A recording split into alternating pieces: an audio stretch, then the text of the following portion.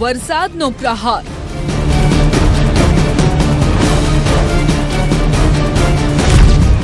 પહાડથી મેદાન સુધી હાહાકાર.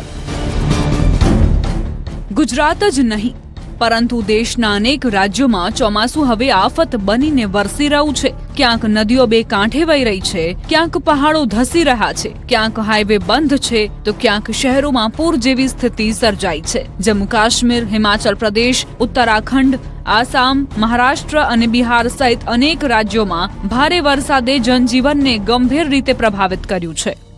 રાહત અને બચાવ એજન્સીઓ સતત મેદાનમાં કામ કરી રહી છે, પરંતુ કુદરતનો કહેર હજુ યથાવત છે. ખાસ કરીને દેશના પહાડી વિસ્તારોમાં સતત વરસી રહેલા વરસાદે નવી મુશ્કેલીઓ ઊભી કરી છે. વરસાદના કારણે નબળા પડી ગયેલા પહાડો ધસી રહ્યા છે અને તેના કારણે થતા ભૂસ્ખલનનો ભોગ સામાન્ય લોકો બની રહ્યા છે.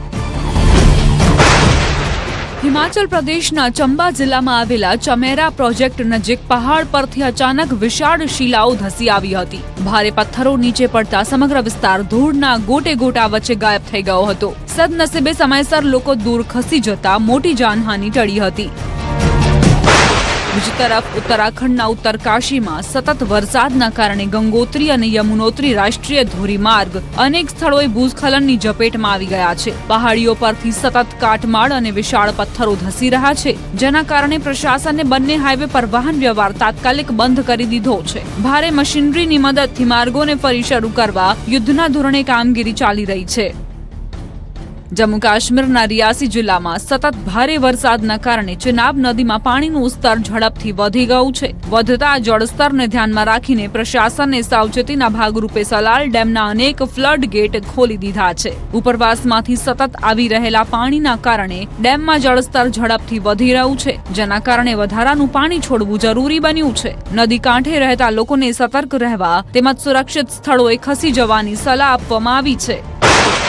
જમ્મુ કાશ્મીરમાં સતત વરસાદ બાદ ચિનાબ નદીનું રૌદ્ર સ્વરૂપ જોવા મળી રહ્યું છે. રિયાસીમાં નદી જોખમી સપાટીએ વહી રહી છે, જ્યારે રામબનમાં પણ વધતા જળસ્તરને ધ્યાનમાં રાખીને બગલીહાર ડેમના અનેક દરવાજા ખોલી દેવામાં આવ્યા છે, જેથી વધારાનું પાણી સુરક્ષિત રીતે છોડવામાં આવી શકે.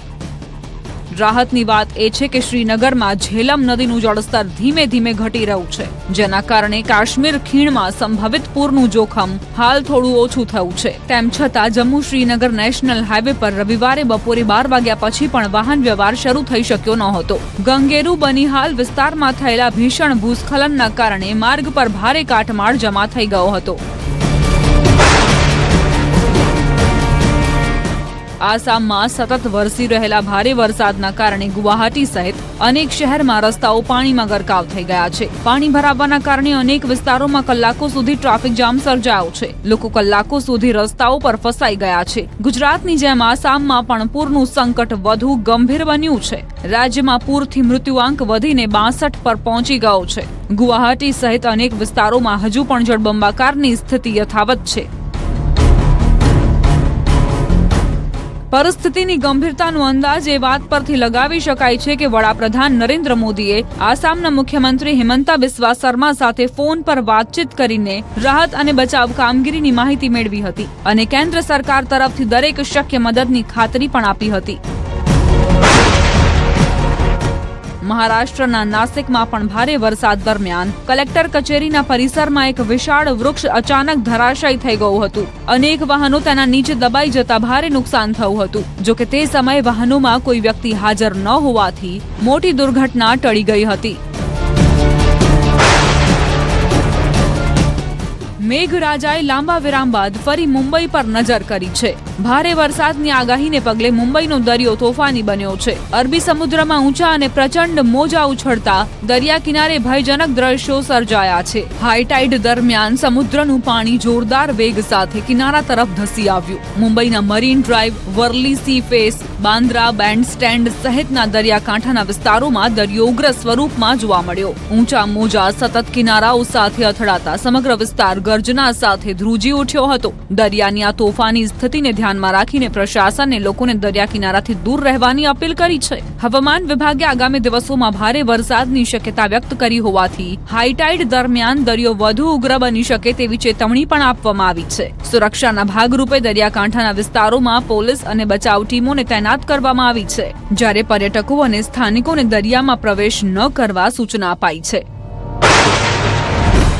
બીજી તરફ બિહારના દરભંગામાં પણ વરસાદી તબાહીના દ્રશ્યો સામે આવ્યા છે. અહીં દર ચોમાસા સાથે પૂરનો ભય પણ આવી જાય છે. નેપાળમાં વરસાદ પડતા જ કોસી અને કમલાબલાન નદીઓમાં પાણીનું સ્તર વધી જાય છે, જેના કારણે ઘનશ્યામપુર, કુશેશ્વર સ્થાન અને કિરતપુરના ડઝનેક ગામો ચારે બાજુથી પાણીથી ઘેરાઈ જાય છે. માર્ગ સંપર્ક તૂટી જાય છે અને હોડી જ લોકો માટે એકમાત્ર સહારો બની રહે છે. દર વર્ષે ખેડૂતોની ખેતી બરબાદ થાય છે, જમીનનું ધોવાણ થાય છે અને હજારો પરિવારો ફરીથી જીવનને પાટા પર લાવવાનો પ્રયાસ કરે છે. સ્થાનિક લોકોનું કહેવું છે કે હવે માત્ર રાહત નહીં પરંતુ કાયમી ઉકેલની જરૂર છે.